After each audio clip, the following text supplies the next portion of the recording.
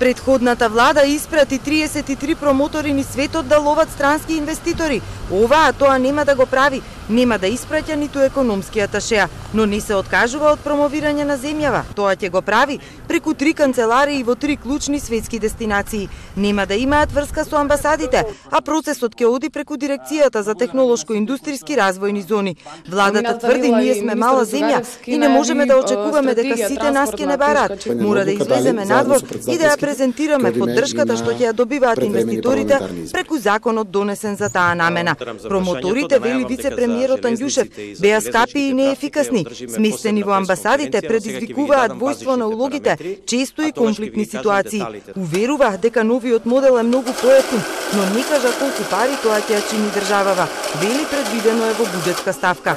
Подоцна од неговиот кабинет соопштија дека за оваа намена годинава ќе бидат издвоени средства од околу 500.000 евра, а овој проект ќе почне да функционира во последниот квартал на годинава.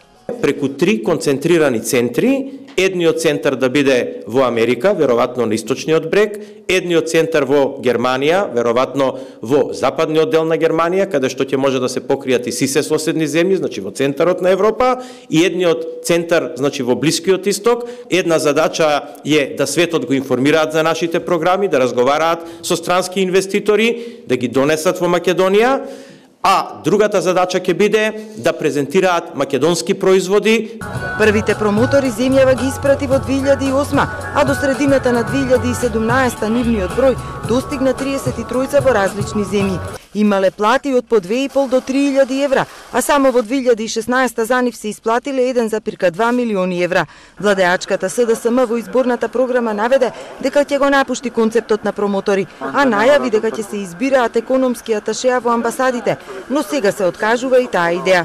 И она што го согледавме во меѓувреме е дека доколку се економски аташеа, согласно законот во Министерство за надворешни работи, треба да се од редовите на Министерството за надворешни работи, односно да бидат најмалце 2 години таму вработени, а за жал таков кадар специфичен нема и затоа прибегнавме кон ова, која што е пооптимална, поевтина, а верувам и со поголем резултат идеја. Ова ќе повлече и нови вработувања. Владата ветува дека тоа нема да бидат партиски кадри, туку квалификувани луѓе.